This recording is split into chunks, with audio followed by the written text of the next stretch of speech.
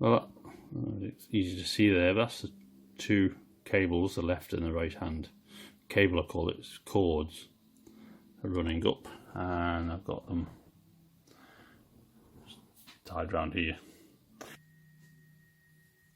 Right, now I take off the drum. I've loosened the nut here. That's roughly range 2. This is, I can't see, there's the eyelet. Yes, this is the eyelet.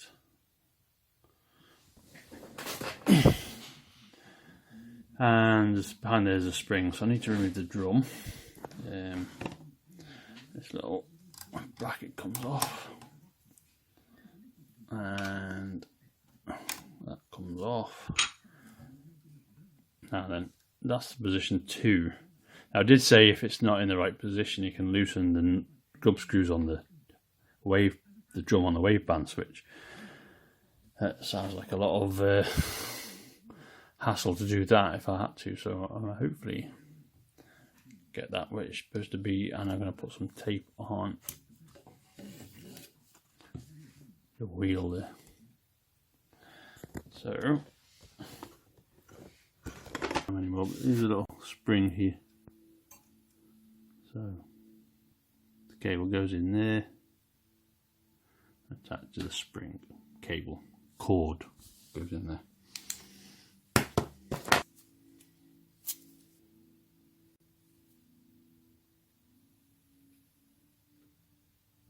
Right, now according to the book, now take the right hand front cord, and after pulling it tight, wind on the cylinder cheek, beginning at the right hand edge and winding inwards towards the eyelet, approximately 1.5 turns. The cord passing up the front and over the top, and pass the end through the eyelet. So the right hand one was this front one here.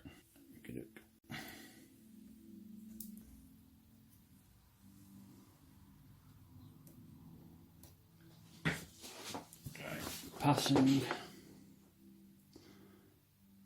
the one from the left hand edge and put in approximately 1.5 turns and pass it through the eyelet.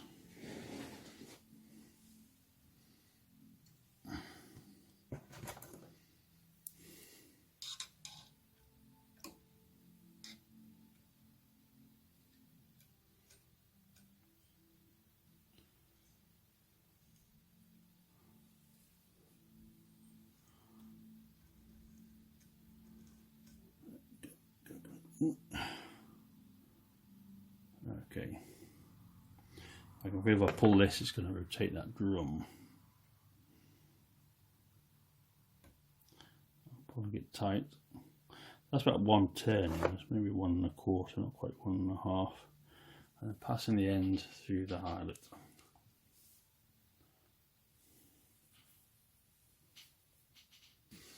Yeah.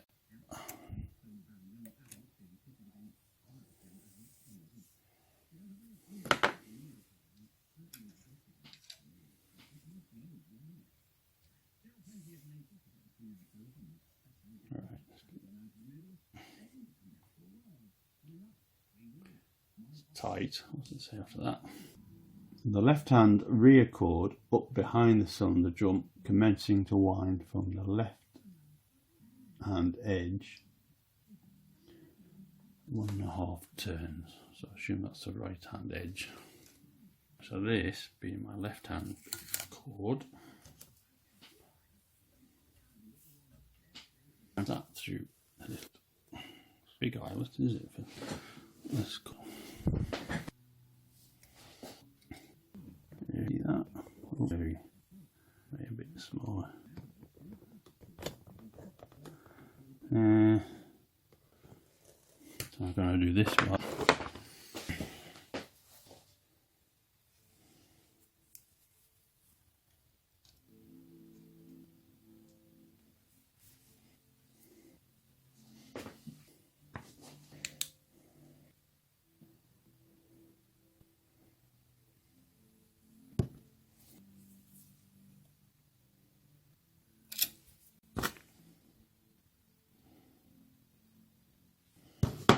Leave it, it's gone in.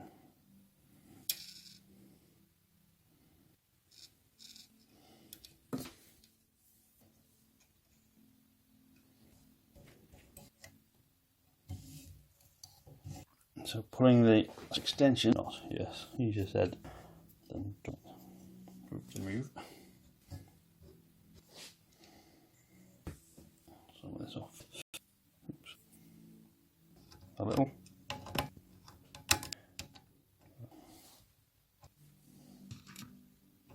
The other end there. Right.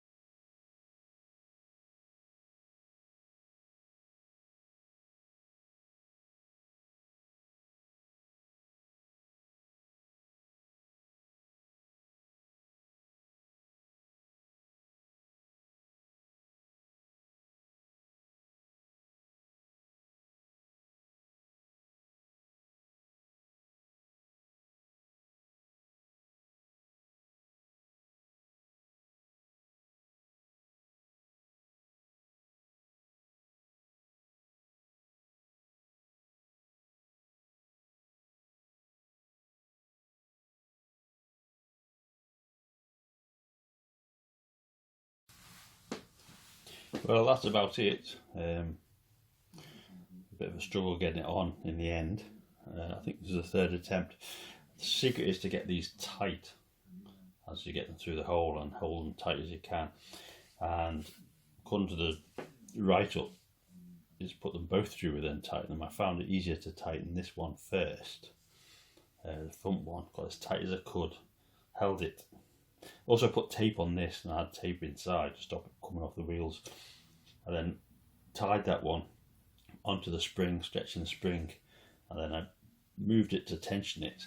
Pulled this one round, got it through the hole and tightened it the best I could, and then tied that one onto the spring separately. And it seems to be okay. I'm not sure it's exactly positioned. I'll put that on here, just temporary, so it's not very, I need to do it properly. But it is easy to adjust this. It said that you can actually rotate the drum by loosening the drum on the wave behind the wave band switch. So that's position 1, position 2, position 3, position 4, 5 and 6. And to me it just slightly down, but yeah, there's a little bit of play in there. It's not too bad though. This dial was much easier to do in hindsight than it was to do. I thought this would have been an easy one, but this is a trick. It became quite tricky. You need about 4 hands really, but perseverance. I got there in the end. I say if it took me, I had to take that off and untie it and pick the knot had done. I did it a second time, and I noticed once I got to band 6, I went that way. Band 6, it just stretched this, it didn't actually move. So, and this, you could feel it's not that tight either, but it's good enough. Another way I thought of doing it is just to slip it off the wheel.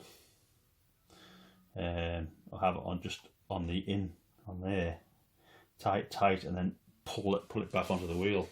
That was, if it hadn't worked that time, that's what I was going to do. I was just going to slip that off the wheel there, get this one tight as I can, and then once I got that tight, push this back on, which would have tightened it.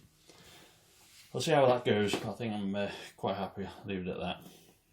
Now I was going to demonstrate, I'll do it in another video, about doing the alignment of the coils, and I noticed on my last video I made a ganging tool with this thing here, with this in it.